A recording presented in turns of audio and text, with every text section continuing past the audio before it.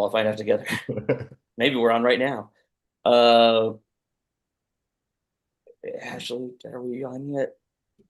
Oh, I was muted. Oh, Sorry. We're yeah. live now. Right now? Literally right now. Everyone's here. Great. Hello, everybody. Thank you so much for joining us outside the Rivoli for a conversation about Nirvana, the band, the show, the movie, the editors, the interview. My name is Andy Young. I'm an Emmy-nominated editor in LA and a longtime fan of the web series and show. And I was absolutely blown away by the film. It truly is one of those movies you watch with your jaw on the floor, like, how did they get away with this?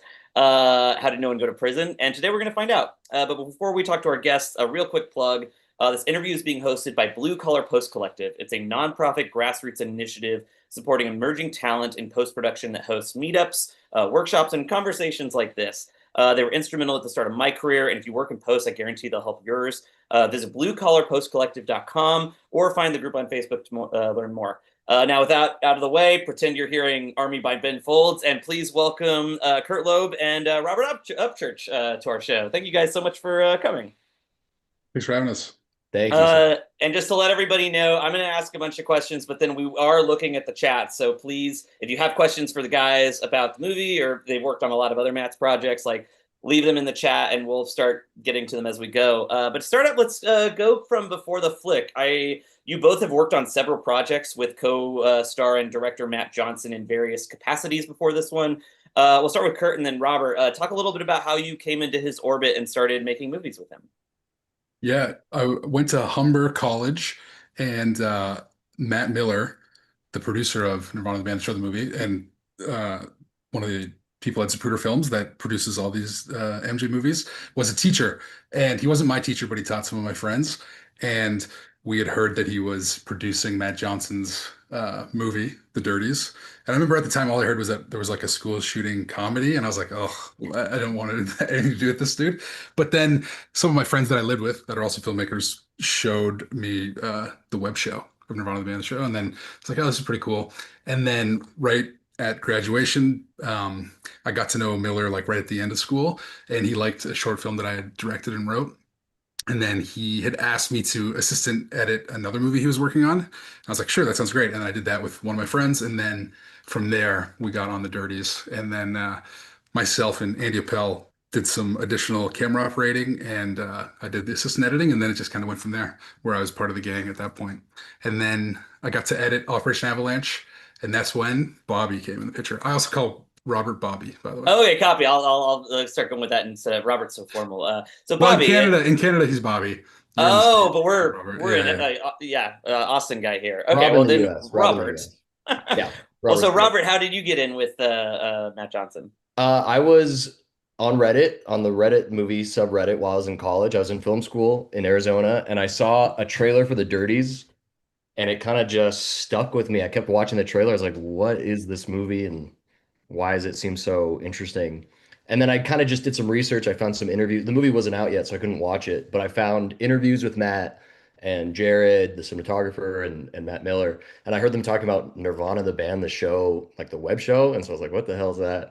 And I looked it up and I found the web show, and then I just like got hooked. I blasted through it, and I got pretty obsessed with just what they were doing in that web show, and then imagining what that meant for this like school shooting movie. I was hyped. And so I finally got to see the movie once, like the day it dropped on iTunes. I bought it and I watched it.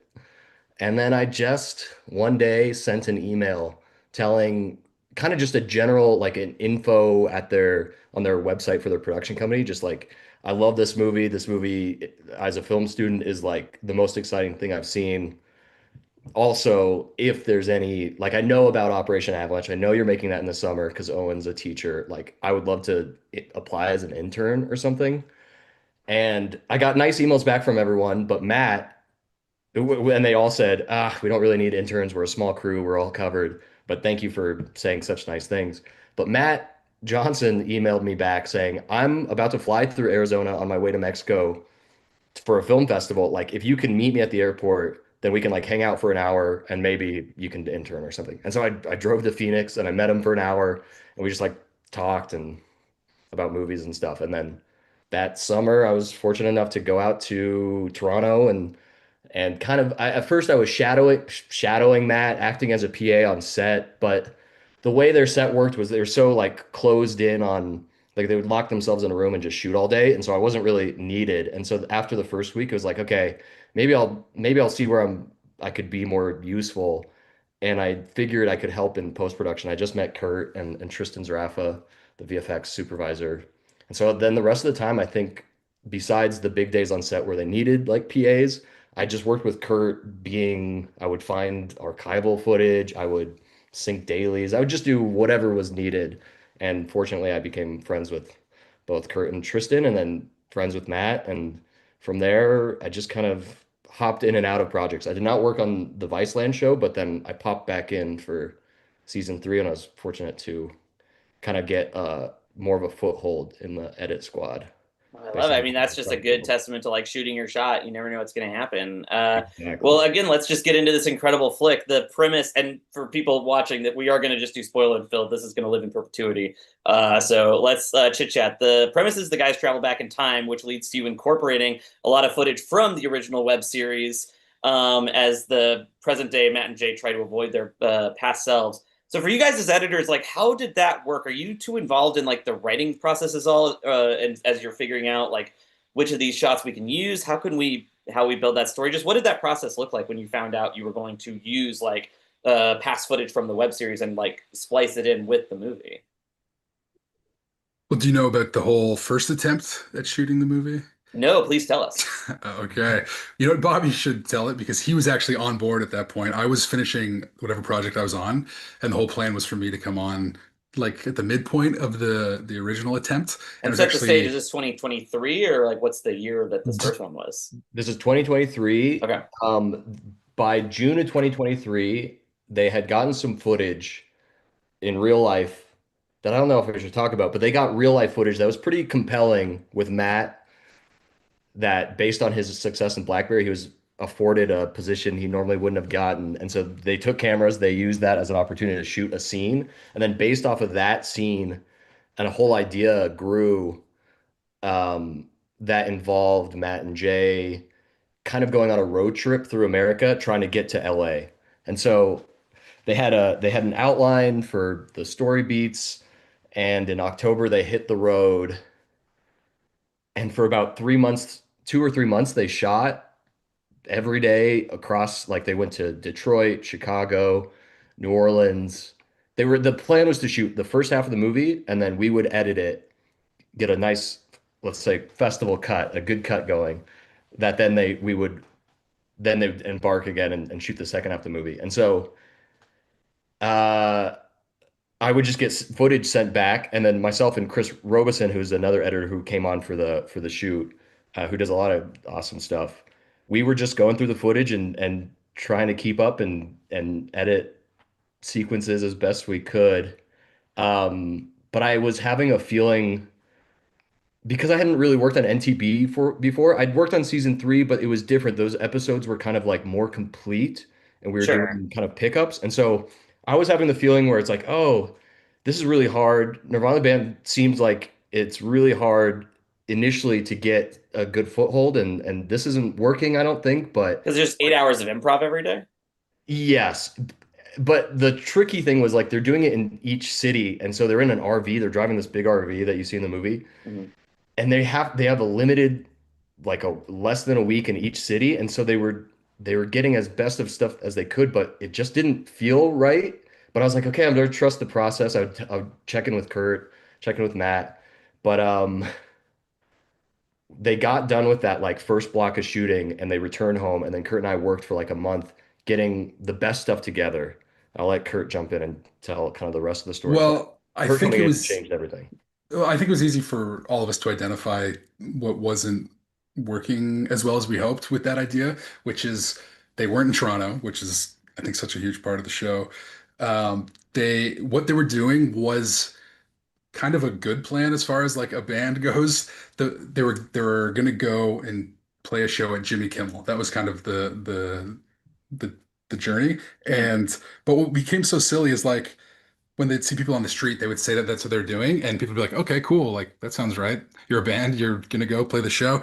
And all the obstacles that we kind of like manufactured that we thought were gonna be fun on camera was all just like too real. It was like, oh, our Mm. RV got towed. We got to ask somebody where it is. And they'd just be like, oh, yeah, it's probably down the street over here in this lot. And it's like, okay. And so it was just too normal. And the stakes were like so small. And there was just so many things that weren't working to our advantage like they do when we shoot in Toronto, which is like the crew can run out and shoot anything at any moment. Mm. Like something pops up and they can go. And so this was just not working to our advantage. So anyway, it was really cool because it was like we got maybe half an hour cut together and we watched it, Bobby, myself, Jay, and MJ. Mhm. And then we just watched it. And at that point we were given license, like to Miller and Grayson, the producers credit. They were like, Bobby and Curt come to Toronto. You guys show what you have to Matt and Jay, and then we're going to make a plan, even if that plan is we don't do any Okay. of this. So then we just sat there, we watched it. It was pretty real moment. And Who we're was just the like, first one to be like, I don't think this is it? I don't know. Do you know, Bobby? I mean, I think us secretly where we sat down to show them. Yeah, yeah. Yeah. And but it was awesome. And everyone's like, yeah, let's change it up. And we were just like, we got to go big. Like some of that footage maybe will be used for like an episode one day, and that would be great for that. But it just didn't feel like the movie version. It didn't feel like the evolution of the show. And so that's when we just started talking about what the movie could be. And we knew we had that old web show footage. Mm. We were like, let's really make this like a parody or whatever, like steal from a movie that we really love that's like feels big and what would we want to see, And Interesting. so And did you go through like just like watch the episodes, or did you go through like old hard drives and like look through like other that's what takes and and stuff that's like what we that? did. And so we Wow. just went through like months of editing all this road trip footage, but then basically in that week of us in Toronto, which was supposed to be an editing week, it turned into just a writing week with, probably like 4 to 7 or 8 of us at any moment.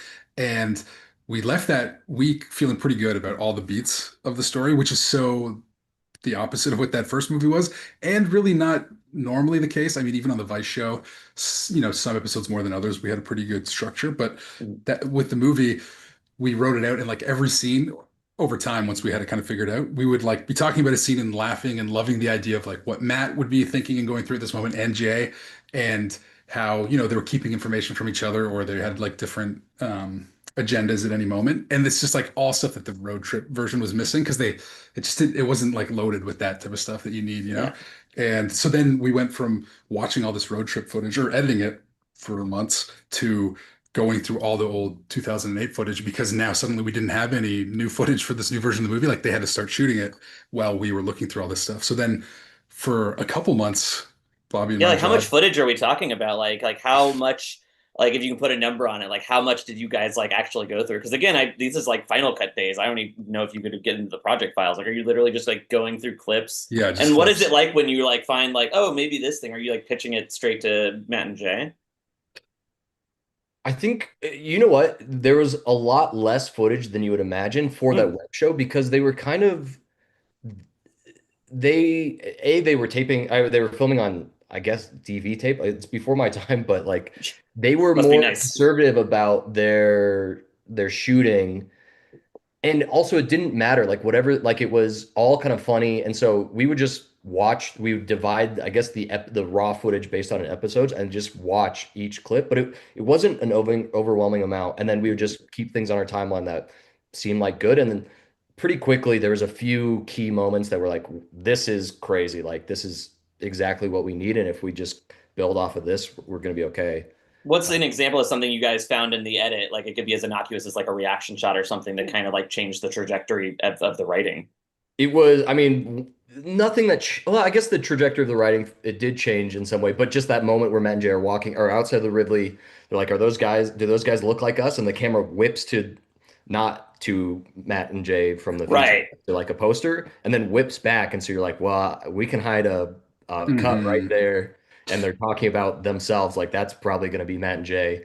And then from that, you can build, okay, so they're outside of the Rivoli. Why are they outside of the Rivoli? And I don't remember exactly. Maybe Kurt remembers better than I do, but like just based off all the raw stuff, it was kind of clear. Okay, they need to get to the apartment. Maybe they struggle to get in. Maybe they do get in, and then, um, yeah, I distinctly remember too when Bobby found that clip of like, look, those guys look like us, or that guy looks like me, and he sent it to me, and it was like such a find. It was like mind blowing. It was like, oh man, like okay, we can do this. Like we have enough big pieces that would get us excited. And then it was really that. It was like having these pillars and working around it. And initially, we had this animatic that's like 3 times as long as what the 2008 sequence is, where Mhm. they follow the guys to a restaurant and they're like spying on them through a window and doing all this stuff. But we realized that some of that stuff just felt like meandering and wasn't really like pushing things forward in the way we needed. And it's funny too because we always had like full intention of shooting all these moments, but we're always delaying it. But then luckily along the way, usually it'd be MJ, which to his credit would be like, let's just get one version where instead of following them, like we run into the apartment right away or something like that, or like the door's not locked, we run right in. Smart And then filmmaking. we, yeah, Yeah. and then we'd always be so thankful, like 2 months later when we finally were really refining that section, being like, oh yeah, great, we can just close this gap entirely and it's all good. Well, talk But about like the. Oh, sorry. Go ahead. no, I was just gonna say, but it really informed things, like for sure, watching that footage and then figuring out what we could use and then how that whole sequence would go. And another amazing thing was like we knew we wanted this plan of Jay coming down the stairs and catching them when they're on their way out. And then it was probably weeks or month later when we realized, oh, we've got footage of MJ also sleeping like on the couch, and we can just put that together because those aren't from the same shoot day or I was anything, gonna ask if there was a bit of like comping that you guys did with like the original footage, like taking like a back of a head or anything like that, or if it was like just using we cut to this shot from 2008, we cut to this shot from Yeah, 2023. or the odd like stitch like on a pan or something like Sure. that, but not too much VFX. We have one comp of young Matt's face when like the camera tilts down when older Matt's jumping on him, but otherwise it's pretty much just cutting around to the old footage. Oh, amazing. Well, I also wanted to ask because the movie starts in 2008, and we start with like an intro cut. Is that did you take that from old XMLs of the stuff, or did you guys build that with the new footage that you had found? Like, what was that process going through that, and how many iterations, I guess, did you go through building that intro? I seem to remember we had that idea. Let's like I think the idea once we knew we were going to use the web show was like it would be amazing to start with the opening of the web show. I think we didn't actually have it in for a while until I think Jared Rab was like, guys, we need to do this. And if Jared wants to do something, he'll just do it himself. So I think am I crazy or did he like cut That together a that thing? sounds right. Yeah. I think oh maybe that was for the Flyers stuff, maybe. But Bobby was really the one that was pushing, like, we need to show the opening of the pilot in the opening of the movie because he Yeah. remembers what it was like watching the web show and feeling Mm. like you learn everything you need to know about these And it's guys and such a what they're great time doing. cut as well, going from like I have a feeling things are going to work out to us. It's a perfect like cut with like going Yeah, into the new stuff. yeah. Um, And the Flyers, like, I think at some point we realized, okay, we should show them doing a plan, but the plan they have in the pilot doesn't really work, like translate that well, but like putting Flyers up seems really clear. And so we did that, which is from episode 2, I believe, which then also kind of put us into like it gave us guide rails, which I think is always so helpful with this type of stuff because even though there are so many options and things with how we work, it can be so helpful when we're like, you know what, this is mostly going to be episode 2, and so we know they're dressed a certain way, so mhm. that like eliminates these later episodes when they're dressed different, and so we kind of did put parameters on it, which is always super helpful. Well, talk about the like again. There sounds like there was symbiosis with the writing and editing process. What about the writing and the editing and the shooting process? Like, like they scrapped an entire other first shoot. Like, what did it look like as they started shooting like this actual idea? Are you guys cutting on set? Are you cutting in real time? Are things you're doing still informing like things they're doing? Like, I'm really curious about like what that actually looked like. I don't know if they actually did shoot linearly or if they jumped around a little bit and stuff they got. I don't think they. Before we get into it, I've been meaning to say for those animatics, the one interesting thing that I don't know if a lot of people know, unless you watch like the Blackberry DVD about the animatics for Blackberry, is that Jay McCarroll is the one drawing us all the images that we're plugging in. So we'll No kind of way. communicate what's going on, what we imagine. Like, okay, this is the shot we're going to use from the web show, and then it needs to be Matt and Jay doing this, and then Jay he's a really talented like cartoonist or illustrator and he obviously knows the character so well, and so he's the one giving us these drawings. And so if you get the DVD, you'll see lots of these animatics, and you'll see just Jay's really great work. Hell yeah. That's Yeah, fantastic. Well, yeah, but then yeah, get into like so what was it like once they actually started shooting in earnest? Are they do because I'm also curious if they were shooting like did they just like it's like I imagine Blackberry was maybe a little more like structured than his other shoots of like we have like 2 months to get this thing and this thing like was this kind of the same as like everything was shot in this time or was it like shoot a little bit, pick up later and edit, shoot a little bit, etc. yeah, it definitely was. I think they started by shooting things that took place inside of the apartment, the house, not the 2008 one, but their current one. Right. And so they were shooting like the opening scene and I think Matt's new band they shot a bit with. And so they started in a comfortable spot where they knew kind of what they knew the area, they could control it, and and then from there they started venturing out.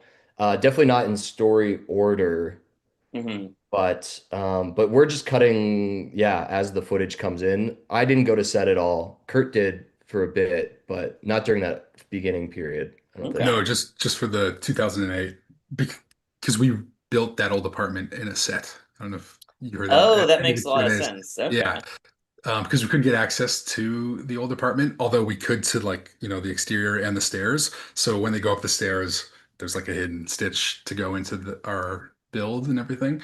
Okay. And anyway, I was there for that just to because we knew we only had that for 3 days and they were ripping the set down. I was there to just kind of put stuff in to be like, okay, I think we got it. We can feel comfortable with moving on because again, so much of this is this feeling of like, well, if we didn't get it this time, we'll go and try again tomorrow.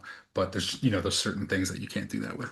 I mean, speaking of that, like, there's just some insane set pieces, and we are talking before. I'm like, I know there's always a thing of like magician never reveals secrets, but I'm really curious. Like certain things, like the CNN tower is just like insane. Like, are those things just shot once, and it's like whatever you've got? Like for some of those like bigger set pieces, like what are those actually? Tell us like number of cameras, like how those things are shot. Like I'm really curious what that looks like as they shot, and then when it came to you guys in the edit, like building that into a dramatic thing. Bobby? Kurt? That's another example of knowing that it was like restricted and we kind of only had one shot at it both the times that the scene tower pops up.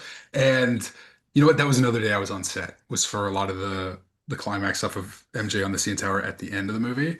Um, which I mean, we're gonna show this in a DVD, like behind the scenes thing. So we rebuilt like the tip of the CN Tower and Okay, gotcha, yeah, gotcha. But on the hill. just for For the the time ending, the very tip, not for the edge walk. no, like for the ending when it's like the camera's up and he's putting the cable on. Interesting. Okay. Yeah, yeah. Um, and I was there for that just to make sure it was all looking good and everything. And but again, it was like a big set build, so different from how we usually shoot, and we always kind of know that we got like a day to try and get it right, and then usually we're able to turn something around quick enough to feel confident in just getting what we get. And even often, sometimes maybe you don't get exactly what you wanted, but so often whatever we think it is that we need doesn't end up being what we use anyways, right? Like I was gonna give an example of us cutting while they're shooting. I seem to remember a day where they told us they were shooting something, and we're like, okay, great. And then the footage hadn't even really made it to us yet. And then Matt called us to be like, oh, we're not going to use that. I already got a better idea of how we should shoot that scene. So we're like, okay. So then we did kind of ignore that footage, or maybe we looked at it a bit. But then, weeks later, we realized, wait, maybe we do want to do that. And then you open that day up again and take a look. And so it's such a weird. I mean, what's the shooting ratio for a film like this? Like, how many hours of footage do you think that you guys got? You can include like the web series stuff if you want, like for the movie, and then how much ended up in the hour half, whatever it is. I've always wanted to find out the exact like number of hours of footage. There's two cameras at all time. Often Hmm. they're rolling. They're not stopping when they're not cutting when there's a downtime. They're picking up anything that's interesting on the street, anything. And so the cameras are just, you kind of do need to just watch or skim through everything if Matt and Jared aren't on camera at that moment. But I feel like any day could have anywhere from like 4 to 6 hours or 2 to 6 hours, and then Wow. there'd be two cameras going. So, but They, I hear Matt and Jay saying that including the road trip movie, there was like 200 days of shooting. I guess I Wow. just trust them when they say that. But I I feel like believe there it, was, man. yeah, I think there's at least like over 70 for this Oh my version of the gosh. movie. And again, some of those days just maybe we use like 2 seconds from that whole day or nothing at all. Um, there's a shot of Jay in the movie during his like famous Jay montage where he's in a music video and lasts, it's like 3 shots for like 2 seconds. But that was a big, huge 2 day shoot where we went to a mansion and had this whole thing where like it was Jay's house and his manager character, played by Reed Janice, had a much bigger role. And you saw like him trying to do the choreography for this music video that clearly he didn't know how to do because it was like the older version of him, or the other version of him is the one that had been preparing for it. And anyway, we just cut it all. And that's always crazy. And I know, you're taught that like, well, that's what you do as a filmmaker. You just got to do it. But it always does feel insane when you're like, okay, I guess we are just losing all of this and using this little moment. But what's cool is we were able to use some of that in like promotional stuff leading up to the release of the movie. So it wasn't a total waste, but I guess nothing's really a waste. And something that this squad always says is like the shooting is the writing, you know? Oh So when you yeah. go and you shoot and you didn't get anything, it's like, well, hopefully at least we know what we do need to go shoot now to make this work. Well, going off of that, I'm always curious of just like it seemed like in the web series there's a little more of like you guys are kind of the VFX department as well, of like comping little things in and doing like not super complicated but very basic. There's some incredible VFX in this, obviously, but there's even it's stuff of like I think of like Jay getting slapped by Will at the Oscars, or like I think of some of like the billboards in the city. Like there's some stuff where I'm curious, did you guys just like comp stuff in the edit? Temp or otherwise, or like how much like VFX work did you guys do, and then for the stuff you did, and what was it like working with your VFX department on like turning this big city into 2008 again, Yeah, we had a test screening in December of 2024, and we were rushing to like our goal was to not have any text on screen, but so much of the VFX were not done at all. And so I remember us like rushing to we wanted to communicate what was going to be on this billboard. Like when Jay's in 2008 and he sees all these billboards, we were like I remember downloading photos and putting all like the Diddy one, like just everything in poorly, like not a good comp, but just to communicate what you'd see. And then from there, yeah, I mean, I feel like all the VFX besides a few ones were done by Triz and his team, and then the rest of them were done by like Jared, the cinematographer, and Luca, the other camera operator. Okay. And we can't give enough love to Tristan Zarafa, the VFX supervisor, and Lou Gotti, our VFX producer. They're incredible. And it was like they were so game to do anything. And we probably had 5 times the amount of VFX shots as we first kind of thought we would. And they were always willing to do anything it took to get them done. And yeah, they're hopefully there's just tons of VFX that no one will ever know is even VFX, and it's just throughout the whole movie. And we couldn't. It's funny how I think we talked about this on our commentary for the physical release, but watching the NTV web show, there's lots of like, oh, how do they do that like out in public and everything? But there really wasn't much of this like VFX stuff. And then it was all of us working with Tristan on the dirties that made us, and then Operation Avalanche that like opened our eyes to like what kind of was possible. And then so much of that Vice show, we had that in the back of our minds when we were writing the episodes. Like, well, what can Tristan do on this one? What can we do to really add to this? Like, how'd they do that? What's real and what's not real? And then and that's what this road trip version also did not have. So we were like, okay, how do we fully utilize Tristan and his team to do some stuff that's, lots of people couldn't. Nice. So I'd love to talk about like Curt was really cool and sent us his timeline for the project. So I'm going to open this and share. Hopefully, people still see us while looking at the. Oh, it's just me. That's not great. I can see it. Oh, you can see. Okay, well, you can see the timeline. I was hoping y'all's faces would be there instead of mine. But maybe I'll try to figure out how to share it just the screen, because that's going to be more interesting. But while it's up here, this is like the full cut of the film. Tell us a little bit. It looks like you worked in Premiere. Tell us a bit about what that process was like.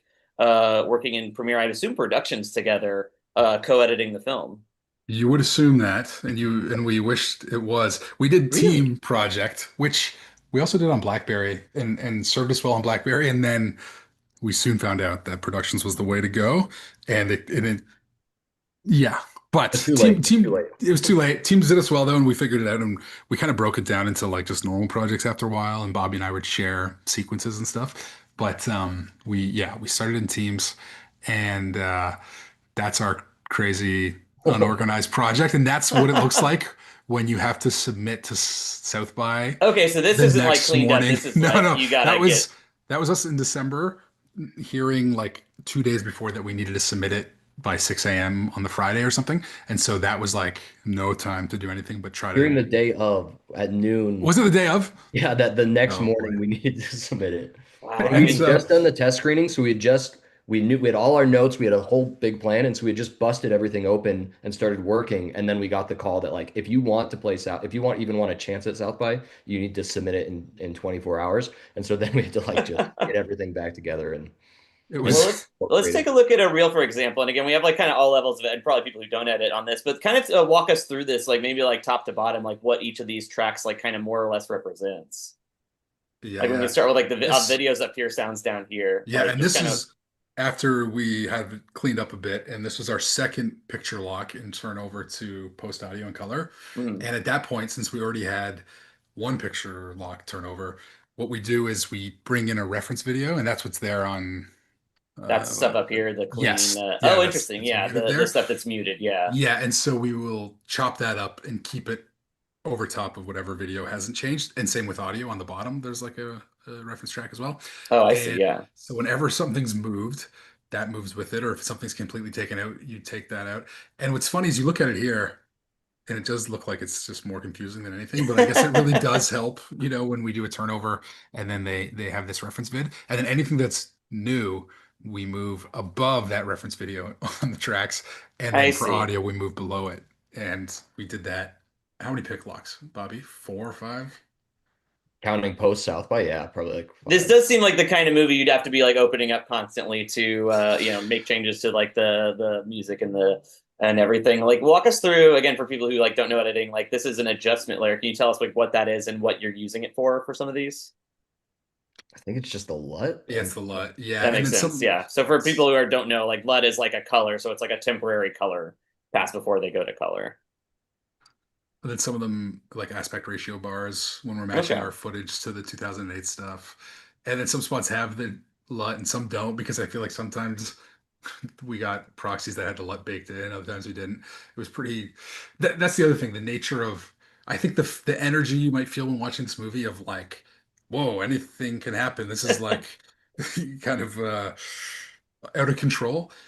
Sometimes Well, I the see color different timeline can colors here for reflect the that. footage as well as that. Is there any rhyme or reason to the different colors that you guys are using for footage?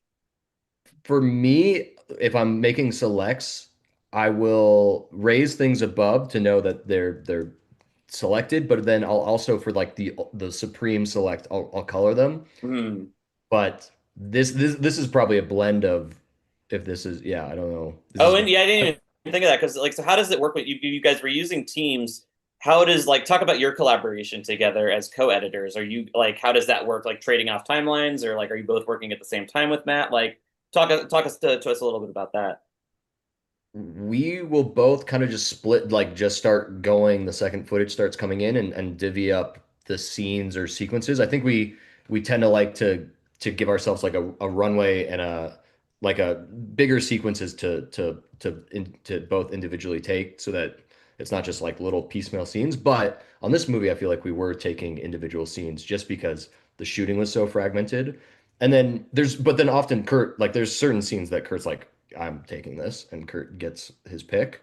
Especially, yeah, like the biggies like the Edgewalk and some of the 2008 stuff. But kind of Yeah, whatever is coming in and needs to get done, whoever's available to work does it. and I would say it kind of turned into me taking the first half and you the second half for quite a while. Yep. And when we would be showing the movie and getting notes from our like internal team, then usually I would just start doing the notes in the first half. Bobby would do the second, and yeah, I think that's how it kind of Well, worked and how out. did it work working with like Matt? Is it like what I'm picturing is you guys are on opposite sides of a room and Matt's in a rolly chair, going to you guys watching a scene giving notes, go to the other side watching a scene giving notes. Is that at all what it's like? Or just talk about the process of like working with That Matt. What are the logistics of that? that definitely happens, but usually for like a smaller window, maybe than you'd think, because what he can be so great at is reacting to things, and he'd be the first to say it. Like that's where his strength is, opposed to building something from the ground up. So often I'll be doing my thing by myself. Bobby's doing his. On NTV, how long were you in Goddard, Bobby? Like 3 months or even Yeah, like October to the end of December. Okay.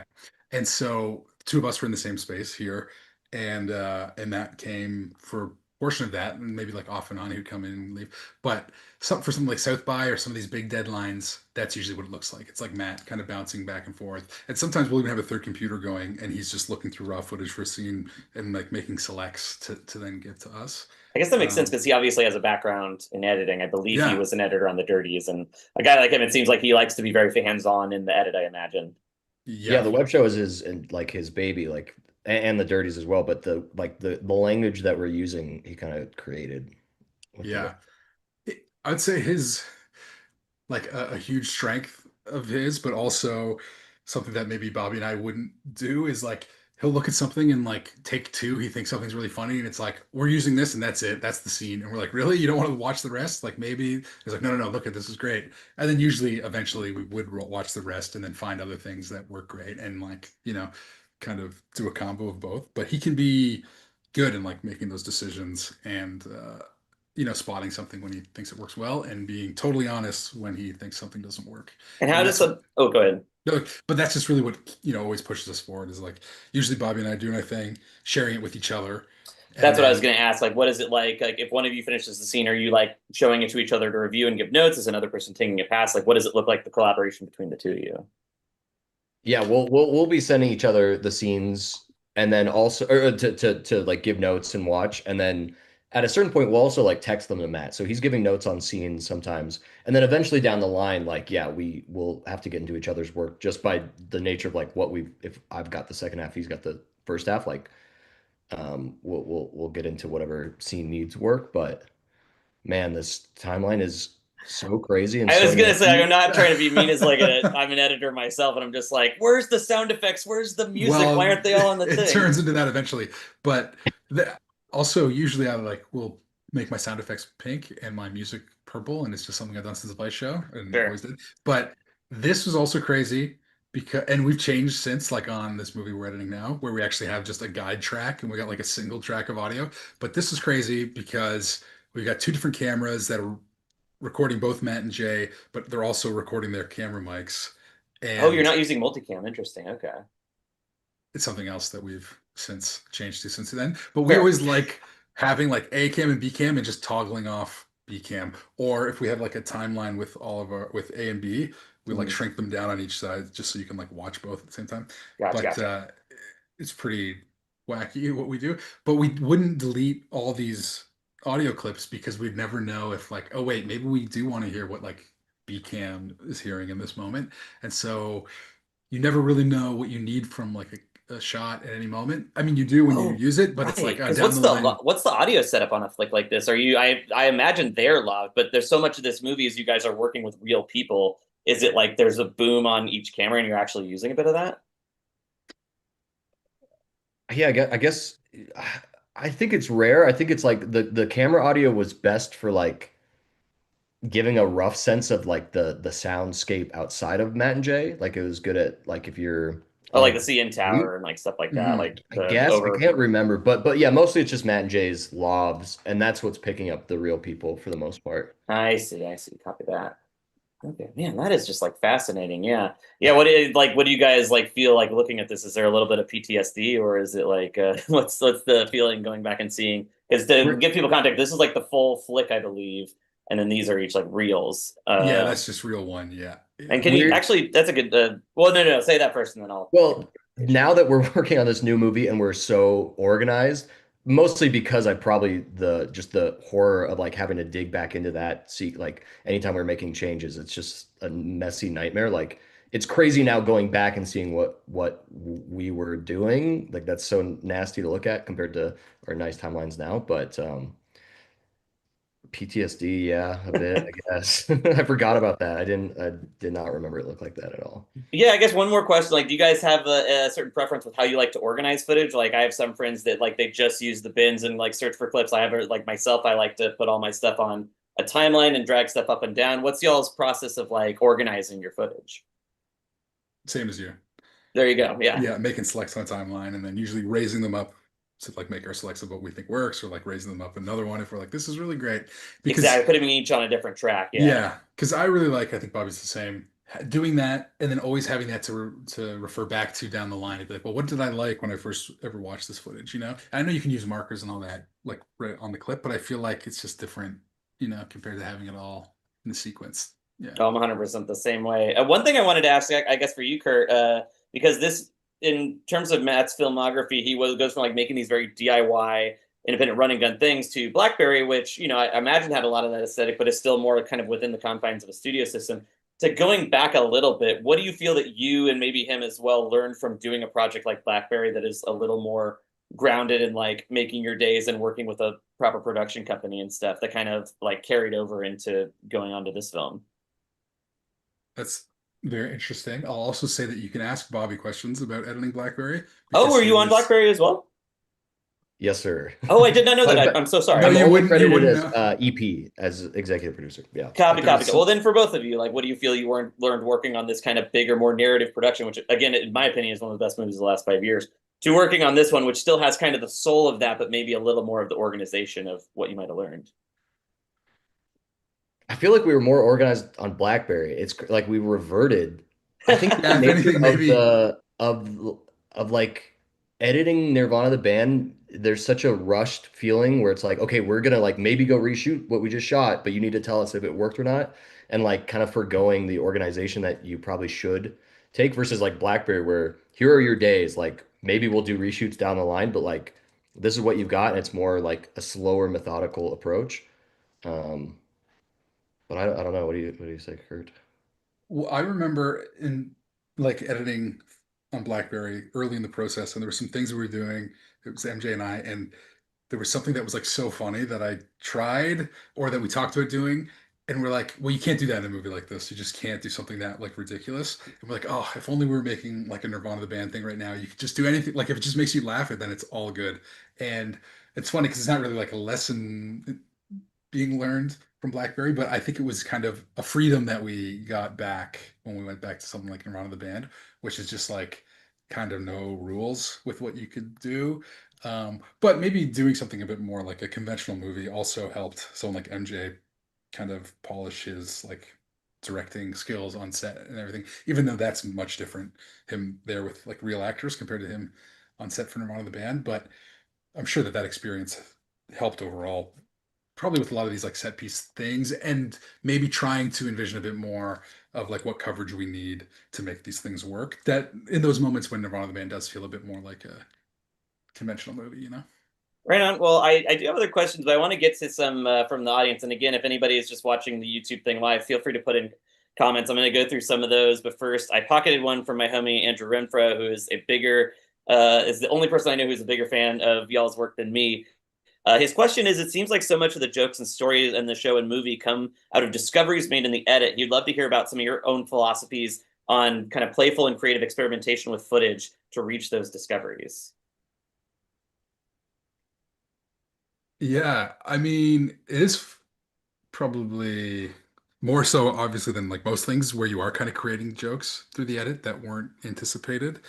And I guess it's maybe we're lucky that at least I find oftentimes you just see something and it gives you the idea. Like maybe it's not obvious that's what it should be, but usually you're so kind of just inspired. You see like a funny look or whatever, and then you think, oh, wouldn't it be funny if that was a reaction to something? Then you go through and you see if that exists, and then you piece it together that way. Um, so I guess it's less, at least I find, about trying to get ahead of the footage or think of like what's something creative I could do. It's like you're just kind of interacting with it and then letting it guide you a bit. And sometimes it's a necessity. Like sometimes something's not working the way we planned it. And so you're like, okay, how do you make something out of this? And I think this is something I say about being an editor that I'm sure we can all agree on, which is we're very fortunate that we're not like a writer who has to like sit down and look at like a blank screen and be like, I have to create this from nothing. We just get footage and then we get to respond to it. And I feel like we're very fortunate in that way. Bobby? Yeah, I think the number one thing is just watching and seeing what makes you laugh, and then yeah, you just get sparked with an idea of like, oh, what if, and then that what if sends you on a search, and hopefully there's more footage that supports or changes what your idea was. Well, going off of that, this person's question is: what was the hardest sequence to edit for each of you? I imagine there's a couple.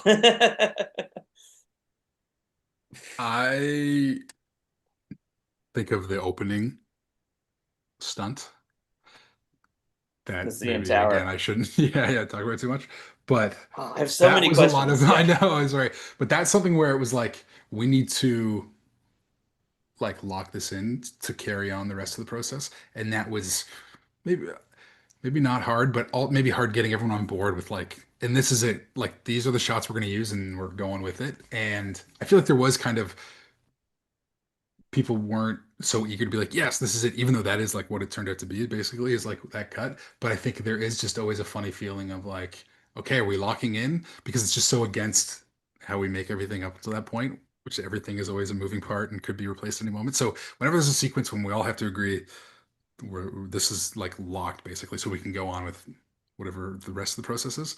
That's always tricky. Stuff that's always easy and fun to cut is Matt and Jay together, and it's like cross shooting in a environment, like in a room or in the RV. And you know what else I'll throw in? I should have said earlier.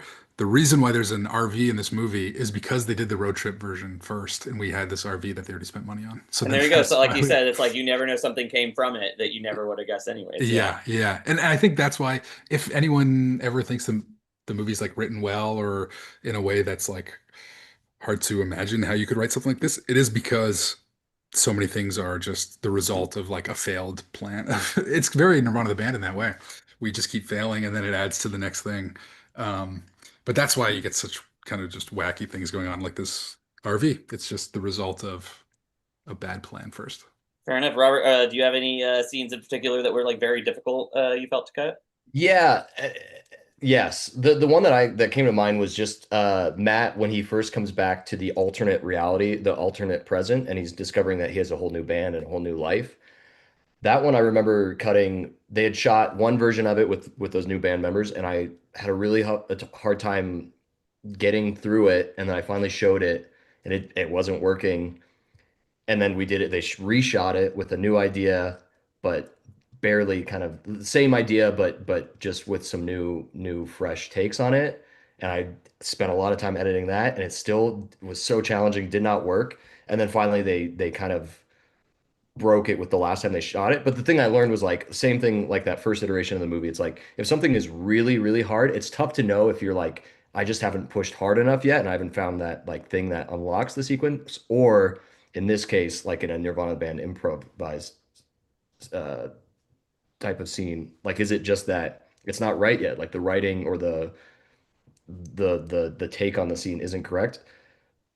And I think that's the case with those two scenes. Like, I think they needed to get to that third version for it to work.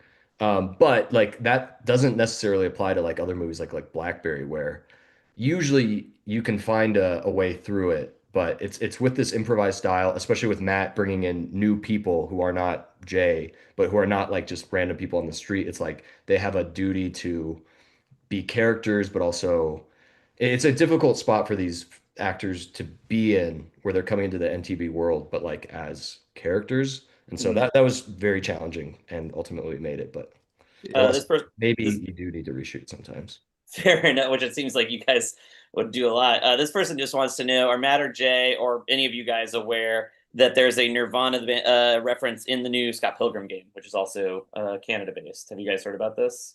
I think Jared Rab, I saw it on the Reddit today or yesterday, Okay, but yeah, also I just saw this today. Yeah. Jared Rab sent it to us like, or maybe Luca sent it to us a week ago. I don't know who sent it to him. I but think it's MJ. I it think Matt. is. I think Did I Matt saw send it it? from Matt. Oh, Yeah, okay. yeah. Which is crazy. So that's like a brand new game or fairly new? Yeah, it's like a new like fighting game, and it's like all that stuff is obviously like based in Toronto. So it's cool to see them recognized.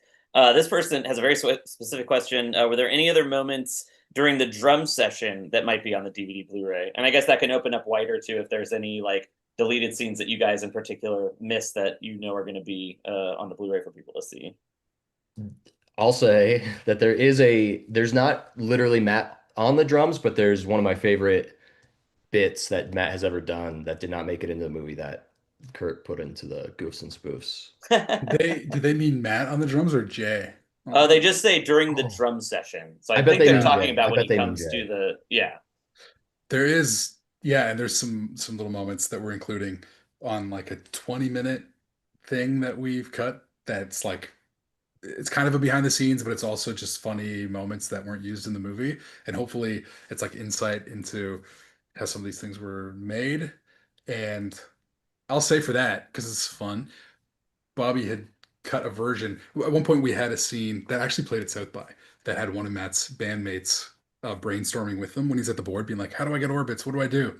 And it's him and Ethan talking. And then Jay shows up, and then we have Ethan like getting tossed into the house.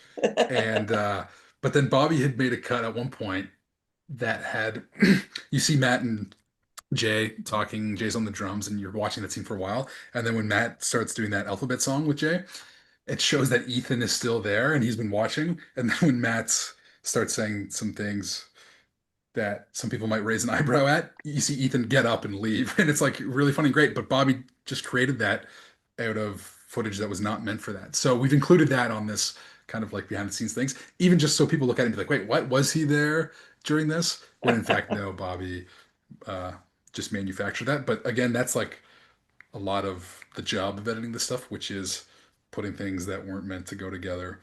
And to an insane degree, we'll find ourselves with footage where like a character is doing something that's in fact the opposite of what we now need them to do, and then you're like cutting around them doing the one thing that they were like completely focused on, and To that's reverse always engineer and crazy. like create Yeah, new yeah, context. Yeah. yeah. That's incredible. Well, this kind of goes into that. This person asked, with the constant rewriting and edit revisions, how do you come to it fresh every day and maintain a steady pace throughout the movie? Because again, like, how long were you guys on this film? Like, I started October 2023 and I ended probably like July or September of 2025. wow. Yeah, crazy.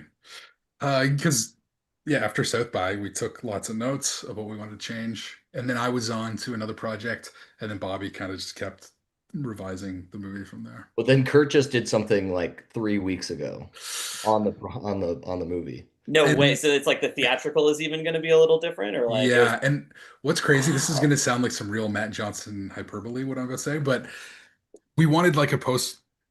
Do I even say that? Yeah, Matt's been saying that Yeah, post yeah, credit yeah. Post, scene. post We credits. wanted something after the credits, and I was doing something else. Matt had a different idea. He was like, "What if at the end of the movie we show, like after Jay races Don't from Play the Rivoli, Mhm. what if we show a shot of young Jay, or no, of old Jay playing the piano again, and then a shot of young Jay playing the piano, and it's like, ah, okay, there's the loop, and like that young guy's gonna be okay." And so Wow. it was like midnight 2 weeks ago, and I started doing that, be like, ah, maybe this will work. But then I saw some footage or something that made me go, oh, it was like because of Jay doing something. And then I was like, oh, there's an idea we had like halfway through the process. We completely abandoned it for other reasons. And I was like, what if we do this? And then I tried it and then sent it to everybody first thing in the morning. And it was a big hit. And so we had already like delivered everything for the physical release, but then we were able to encourage the producers, and they were on board too, to like tell Neon, like, no, no, no, we're changing the movie, we're adding this thing at the end. And for real, this is the part that's like seems exaggerated, but it like changes kind of the context of like the ending of the movie in a Oh, I crazy way. love that. Maybe Well, I that's a definitely big want to. spoiler. Oh, I But want to anyway, ask a bit more about some of the differences, but I do want to go back to that person's questions of like, how do you keep it fresh? How do you maintain that pace? Like, how do you take care of your mental health? Like, how do you guys just make sure like you can do this job, which is very like mentally demanding, while still keeping your sanity? Because we're not in our 20s in film school anymore. For me, it helps to have Kurt. Like we can always call each other and get either complain or get reinvigorated by just chatting about something. Or often for me, it's seeing something that Kurt has done that like just raises the bar, and it's like, oh yeah, like this is the level we're trying to operate at. Or watching on my lunch break and on our lunch breaks during Blackberry, we would just watch Nirvana the band, the Viceland show. I don't know if Kurt feels comfortable saying that he likes just watching his own work, but like we can both watch that and still laugh, and I'm just a huge fan. So like just finding like the target again really helps. And then for me, if anything is like, because there's so much work to do, if a scene is really giving me a problem, I'll just jump to something else and then and work on that for a bit. And then when I come back, I can see what I've done clearly, and I'll it's the path forward is more clear and it's less daunting. and I think what can really feel like a grind, I think Bobby's the same, is just watching through the footage, like and making selects like out the gate. And that can be the most just draining and like hardest to like sit through and keep pushing because you know so much of it is not great and they're still writing the scene and figuring out what it is, and you never really want to. I mean, sometimes I'll jump right to the end and be like, I wonder where they eventually landed on this scene. And then you can kind of get an idea of that. But then I go back and watch them lead up to that point. And it's always funny when like you jump to the end and what they're doing is completely different than what they're doing at the beginning. You're like, oh, this is gonna be fun to see how it transforms to that. But it's so important to watch everything because you never know, even if it's like so not right on that day and whatever the version of the story is that day, it's you need to like put it in the back of your head for months in the future when you're like, oh, we do have this line or we have this moment that we can use. So I'd say just pushing through. And then I really find once you make the selects, it's like, and you got through it all, it's so exciting to then be like, well, I've got like these ideas of what I think I should do first with this, and this is the stuff that I think is great. And then I would take kind of the highlights of those and use those as the building blocks and then kind of try to, make bridges from one good moment to the next. Nice. What Well, here. Oh, sorry. Go ahead. Sorry, one Brian. thing I'll say, because I do the opposite sometimes, which is like when because it's so hard to watch that raw footage. Sometimes I started this like halfway through the process where it's like, okay, the first good thing that I see, I'm just going to use that and start cutting the scene. And so I just cut the scene in a rough version so that when I'm watching the rest of the selects, it's not like this, like, oh my God, how am I going to make this work? I have a version that kind of works, that is kind of funny. And then you're just looking for like, okay, what's better than what I already have? And then you can go off on a totally different direction. But like that helped me not feel that like I don't know malaise of just like sitting and getting all these little pieces. Like I would get moving quicker and then feel good about continuing that search once I had something solid. Nice. Here's a fan question. Since you guys mentioned you still watch and enjoy the show, what are your favorite episodes of the show and or the Vice series? I love how that question's phrased because it implies the web show is I feel like Is the fans are. superior. It's like it's an either or. It's like it's yeah. not all part of the same thing. Like Uh, I'll say the pilot of the web show, the Battle of the Bands of the web show. I love all the web show, but those are the two. And then for the Viceland show, I love I love the boy. I think Kurt doesn't like the boy, but maybe I'm wrong. Maybe I'm wrong. Uh, But I love it. Okay, the boy, the Halloween episode, and I love the bank so much. I love them all though. I really love the blind episode of the web show. Um, the boy I do like a lot. Sorry. What the boy has that makes me wonder if it's a weaker episode is like one too many layers maybe of weird writing. Maybe it's because I know the behind the scenes of it, but that was an example of like we had a certain plan and it was kind of a more straightforward story, but then we added like a couple layers on top of it as to like what was driving Jay and um I think maybe it's just too complicated. It's too wacky, some parts of it, but it's great. I've like watched it since, and I think it's cool. But my favorites probably I really love the Bean, and that was the first one that we really shot and cut and finished. And then TIFF that year we showed the Bean, the Blind Side, and the Big Time, and those remain to be some of my favorite episodes. That run of three. I love the Bank as well, and I love the book. Yes. nice. This one I have a feeling I know how this was done, but this person wants to know what kinds of editing tricks go into creating moments like that guy telling Jay it's 2008. Was it an actor or was it? But yes, That's it was That's it what was I just a was like person thinking. on I the was just street. like, I think that was just they hired one guy because it is like it's hard to say because like so much of this is like regular people. But then I Mhm. figure like every once and again it's like well maybe one of these people is like a plant, you know? Well, what's fun is they're not a paid actor. They're just someone who is hanging out there who kind of probably sees Man Jay doing this scene over and over, and then they go up and ask, "Hey, if I come up to you and ask you this Oh, question, will you just say this?" And then they're excited and they do it. no way. That Okay, means so I'm that's very how familiar. that's way more interesting. That's so cool. Yeah, I think Um, more oh yeah, often go than ahead, not Kurt. too. I think people are often like happy to help, like as long as they're Yeah. not in a rush and need to get away, like people are usually pretty cool, I Well, think. I'm curious, like the Hangover like sequence. Obviously, like the big joke is them all laughing at that word. Did you have like an audience there that was actually watching The Hangover, or like what was that whole like setup done? How was that done? I think there was an audience of fans of the show. They were it was like a casting call to like come be a part of the movie. Nice. And the thing that they got to entice them to come was we'll show you Triumph of the Will, which is like a pilot that we had done that never got aired. And so they got to watch that and then they just had to watch that. They were I think the point of the scene was explained and then they just had to watch that little part of the scene on a loop over and over and over. So Oh, that's incredible. those were all actors. Yeah. You know what's Uh, funny too, which I don't think I've ever seen anyone bring up as a complaint, and why would they? But like we shot that, and for the longest time, it was always talked about that we had to reshoot it because we're like, oh, the theater's too small, like it doesn't look real, it's all this, and it's funny the things that we get like worried about in the process that you realize like, no, it's all good, it's all good.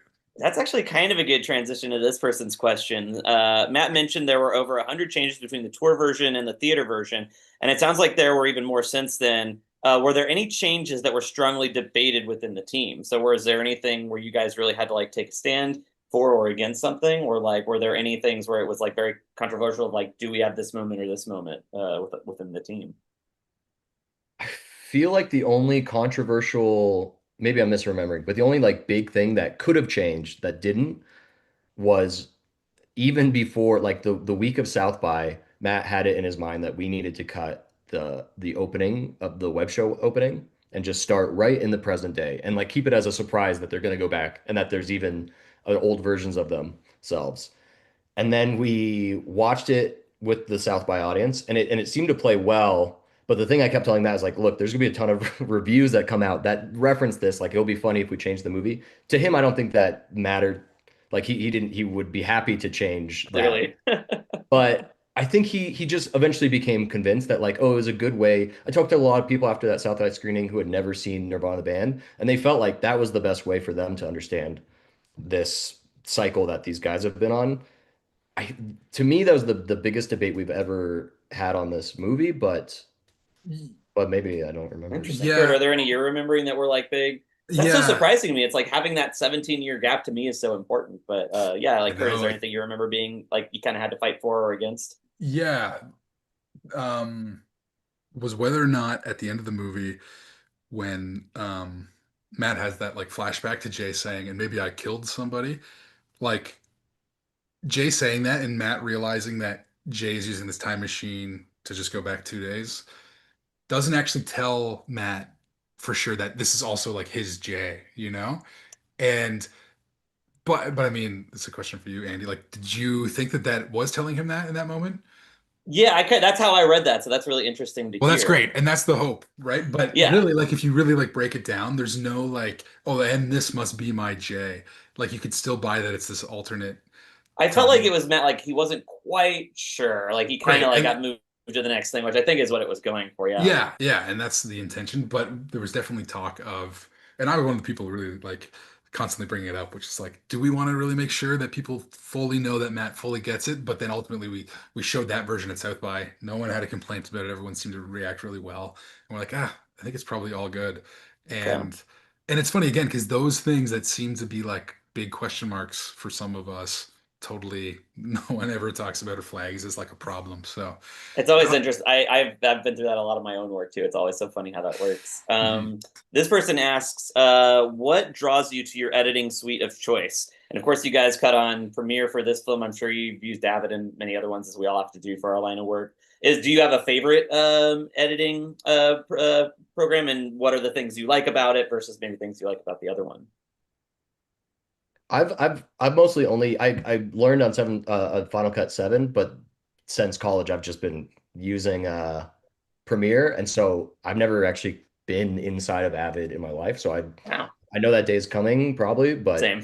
but for now I'm happy on Premiere. But fortunately, I think Kurt still likes it, although maybe that's changing Yeah, were because you, Iker? Because I know you probably started with Matt on Final Cut if you were doing like dirties and stuff. So Yep. it's like you've probably seen all the suites. Did you use Adobe for Blackberry? Yep. Oh, okay, And there you go. Yeah. we made the transition on Operation Avalanche, which I certainly was hesitant to do. Mm. But then we did it, and of course I love Premiere. And then I I'd done a couple like smaller projects, like a few months at a time in Avid over the years, but I was always never super like comfortable with it. And then last year, or the year before, I did two shows in a row where I did an Avid, and now I feel really good in it. But I still kind of like being on Premiere now. This is the movie that we're editing now. Bobby and I is in Premiere, and then I'm right back to being like, this is what I like. So I'm sure if I switch back, Well, tell us a it'll couple take a things that you while. guys like about like Premiere's workflow, like specifically. Like, if you don't haven't worked at an Avid, you don't have anything to compare it to, but just things that you like about working in Premiere that help you work as a filmmaker, and maybe if there's like hotkeys or certain workflow things. Like we had talked about, like the timeline, pancake editing. I don't think a lot of people might know about that. So yeah, what are just some little tips and tricks you guys like about working in Adobe Premiere? I really like the stuff that you can do that's not just editing, like doing like temp comps and like VFX type things or like titles and stuff. And I know that you can do all those things in Avid, but I think I just don't have enough experience doing those. Like whenever I'm working in Avid, usually I got like a bigger team that's doing those other things. And so I'm just editing. And so I think I've just not fully learned those aspects. But I also hear from a lot of people that they're always like, "Oh, Avid's not really for that. It's like for editing, and these other programs are to do those things." So I like how much we can do in Premiere. Um, and it just feels like, again, maybe it's because of my experiences mostly in it, but things feel a lot more intuitive to me. Like in Avid, I feel like you think you can do something and you click and it's like, burnt, that doesn't work. And it's just, I don't know, it seems just not as user friendly. But I know lots of people would disagree with that. Well, going off that, like, I want to let you answer, Robert, but in the private chat for Blue Collar, Ashley McKinney is like saying, like, I'm happy to educate you guys on Avid at some point. Yeah, so shots fired. I'll let you guys duke it out in the parking lot after this. But so, Robert, is there anything in your workflow that you felt makes you like a faster editor, or like things that you like specifically about working in Premiere? Mostly just because it's what I know. I just feel comfortable in it. And then yeah, now that like we're working on a movie with a camera that's often still or more steady, I'm doing a lot more comps and like not split screens necessary, but like it's just easy and fast to do comps. And again, like Kurt said, maybe it's super doable in Avid, but it's just all I know. So that's why I like it. Well, a couple of people are theorizing in the chats. I'm not sure if you're allowed to answer this or not. Is the new movie you're working on the new Matt Johnson project? Yeah. Well, there you go. It's You heard it here first. yeah. It's a biopic about Anthony Bourdain, but it's about a very small chapter of his life when he was 20, and it's like the first kitchen he ever worked in. That's the Ooh, whole movie. Yep. here's a really good question. Because you've worked on most of them, Kurt. But okay, so besides the one we're talking about, Nirvana, the band, the show, the movie, this person wants to know, what is your favorite Zapruder Films movie? Like, what is your favorite project, whether you worked on it or not, that I guess that Matt Johnson is director? I'm not familiar if they've like produced stuff as well, but like, what's your favorite Zapruder Films project? Well, I would say for the movies, the Dirties for sure. I'll tell the fans. Operation Avalanche is a bit of an inside joke amongst us. I know it's people. I think there's some people that really love it, but I think we look at One it of the and best we're car like, chases of all time, in my opinion. "Hey, Like, it's that's a great great." movie. So yeah, no, I shouldn't say it's a joke. I think there's some things that we know we could do a lot better now, and that's all about Mm. progressing and becoming better filmmakers. But my real answer is like the Nirvana the Band Vice show is my favorite thing that we've done. Robert, what's your favorite Matt Johnson Zapruder Films project as The a fan, even if you Dirties. worked on it? Dirties, right on, yeah. Dirties. I'm obsessed with Dirties. It's one of my favorite movies. I do have a question for Kurt based on the Dirties. Can I ask him real quick? Please. Did you get to edit? Did you edit anything that's in the Dirties? No, Okay. no, They didn't let you just edit anything? no. I just assistant edited it, but at that point, I didn't. I met MJ like twice, so I didn't want to be like, "Hey, look at Yeah. this idea." I was like, "No way, I'm just gonna assistant edit." And then and then it was like from shooting some stuff and then getting to know them a bit. That then MJ would make cuts of the movie, and then I'd be one of the people that he would show, and that was really the dynamic on that one. I was not gonna. Well, I guess I don't know if we talked about it. Like, what was your first project like cutting for Matt, and what was that experience like? It was actually we did some competition. I forget what it was even for, but it was like to get some money where you It had to wasn't even do. Nirvana. That's fascinating. No, it was we did these videos, and then I think we made something called In the Studio with Jared, which is like Jared uh Robb, the cinematographer. yes, Yeah. yeah, and it was just like a promotional thing for Born Ruffians. They had an album coming out, and I think I cut that, and then maybe that um won MJ over. Like he was like, okay, this guy can do this, and then we did a sizzle reel for Operation Avalanche. For we went Andy Appel went in and shot some stuff that then I cut, and then I think that's when they're like, okay, maybe Kirk could do the next one. And at that point, MJ, like the Dirties took a while to release after they shot it because the editing was the real like bottleneck, and Evan Morgan and MJ were cutting that, but it took a long time. And I think MJ just knew like it doesn't make sense for him to continue being the editor on these things because again, he's like not great with just starting a cut. So at that point, it just made sense that I could fall into place there. Oh, that's fantastic. I do want to, like, as a fan myself, I want to know just a little more about the CN Tower like footage. Like, how many cameras did you guys use, and like, what was the actual like? Did they actually?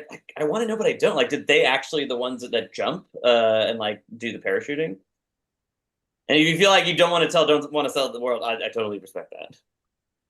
I'd say the answer is out there Fair enough. I'll go look it because up I've seen it later. online. I've seen it online. I would hate to be the one to No, no, say no. that it's being I'll kept keep it, secret. but I do want to know like how many like cameras did you get? Because to me, that's this film the scene that seems the most like we have one shot at this. Like everything else, it seems like you can like do a couple times, do a couple versions of improv. It seems like that whole going through that section. So I'm really curious, like what, like how many cameras did you guys actually have going in, and did you feel that you had enough to cut like that sequence? Because it is like an incredible sequence in the movie, but it is like kind of fascinating, like how little you guys have to work with from the look of it. We probably had more angles and options maybe than you'd think, I guess. Yeah. Interesting. Okay. Yeah. But at the same time, it was like like I said, we couldn't return really and do it again. So we were still, you know, there's only so many options based on that, but we still had probably more, yeah, than you'd think. It's so Okay. sad. I'm sorry we can't just say it all. No, no, no. Well, I very much was. I had said before. I was like, it's like you go to the magic show and it's like you want to know but you don't. So I Yeah, respect you yeah. guys not saying for that part. But I am curious. There's another thing here that's kind of like if there's any like other like deleted or just like what was. Oh, here's the what I was looking for. Like this is kind of an innocuous questions, but do you guys like laugh a lot while you're editing? Like, are you like enjoying the process, or does it really feel like you're just like trudging through footage? Like, or are you like laughing a lot while you're like looking at everything?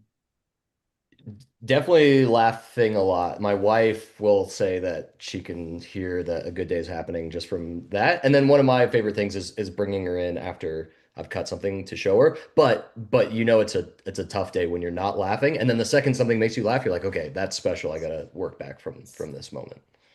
And Curt, what are you like? Are you a guy that like internally laugh in your head or like blow air at your nose, or are you like ever laughing at all while you're looking at some of this footage? Yeah, for sure. For sure laughing. But I'd say maybe less than you'd think. Like there really is a lot of just them trying to figure out what the scene even is and not even attempting to be funny. It's just them like working through it. But then it is, yeah, you'll definitely have those moments where like, oh, this is so funny. And it's obviously like such a great feeling when you're like, oh, this probably will be in the movie. Like this could be in the movie. And that's insane to say because, you know, usually you're editing something and you're like, everything is shot to be potentially in the movie.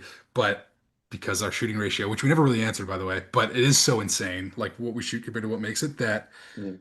it's kind of nice that you're not laughing the whole time because when you are, you're like Bobby said, you're like, oh, this could really make it, and yeah, that's fun. Interesting. One question I had, like, if there's any sequences that I think a lot of us would probably think would be really easy to cut, but were actually more complicated than we'd expect. Because there are certain things where it is just like the two of them talking. But is there things that are like a little more innocuous, like the rest of us would have just assumed, like, oh, that was probably an easy one, and then there's like more under the hood than we would anticipate if we actually looked at the timeline. The first thing that comes to mind is when they've crashed into 2008 and they've just gotten out of the RV. I think that one was tough because it was a combination of like two or three different reshoots with different ideas. And I think parts of each made it in, although I could be wrong. Maybe it was just the most recent stuff that got shot, but stuff like that where you're piecing together months different, like a footage was shot months apart. Um, that was for whatever reason very tricky to cut together, but that's the only one I can think of.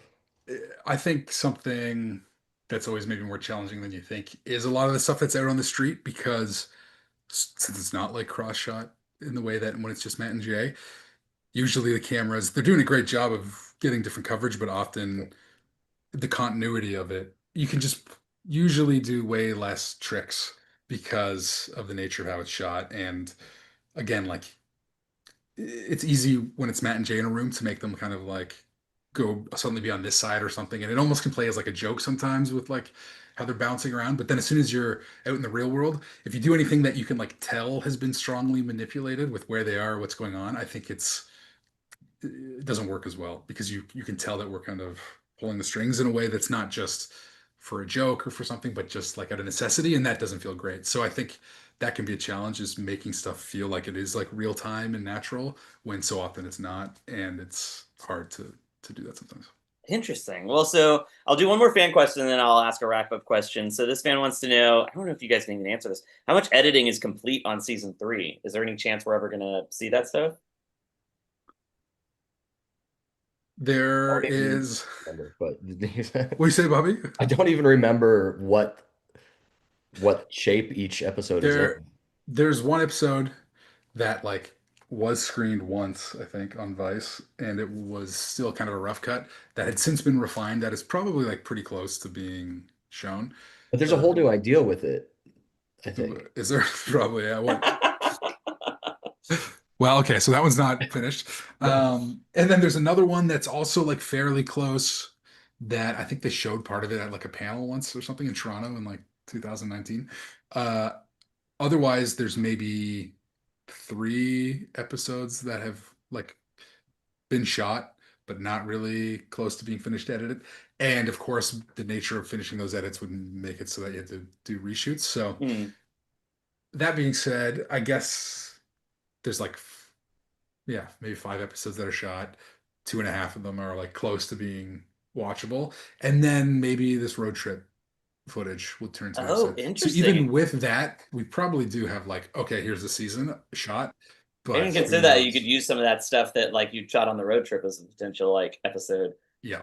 Well, as a fan, I hope I get to see it at some point. But let's wrap this up. I want to ask you guys. So again, this is a part of Blue Collar Post Collective, which is a nonprofit that helps aspiring post-production workers kind of get their footing in the industry. So the question I want to ask you guys is just what advice do you have for aspiring editors? Maybe things you wish you had known, like 17 years ago when you were starting your career. Like, what advice would you have for someone who's like trying to break in as a editor?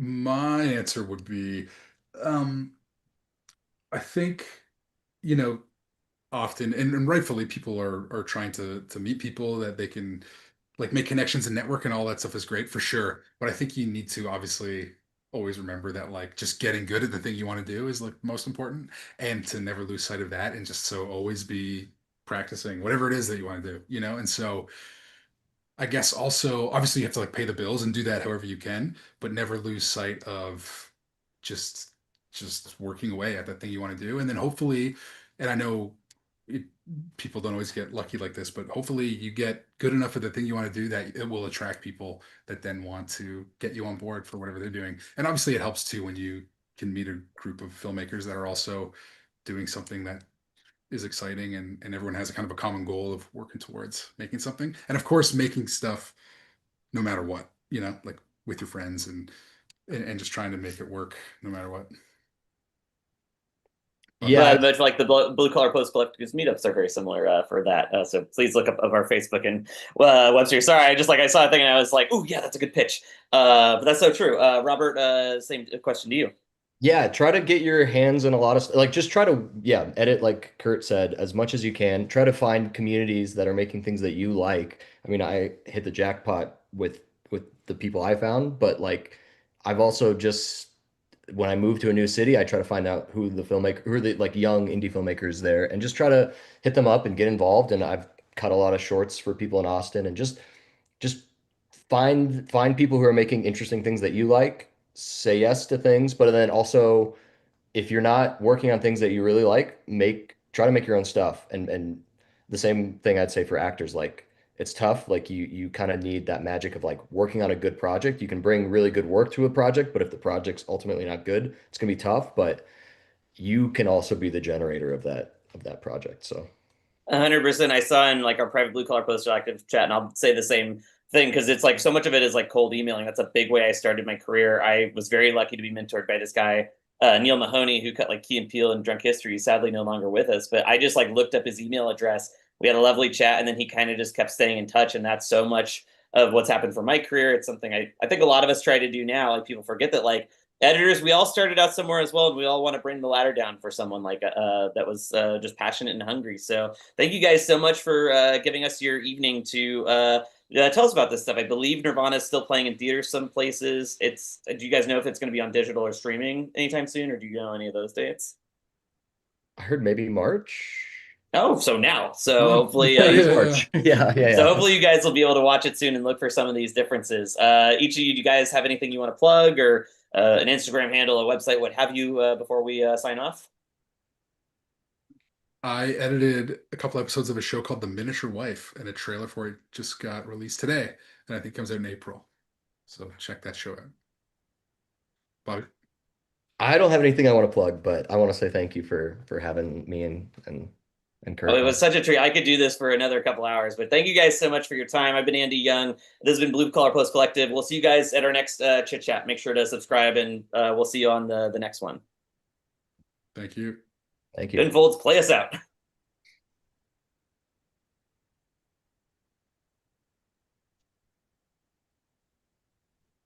All right. We're not still live? You're no longer live. Oh, No longer live. Jesus, what a